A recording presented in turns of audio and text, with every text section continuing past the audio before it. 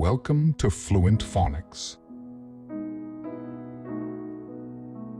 Today, we will learn how to pronounce the word ambiguous. Ambiguous. Ambiguous. Ambiguous.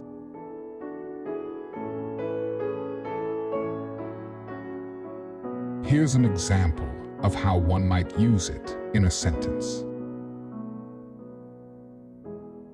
The instructions for the assignment were so ambiguous that I had to ask the teacher for clarification. Ambiguous means lacking clear definition or having multiple interpretations, making it difficult to understand or determine its precise meaning.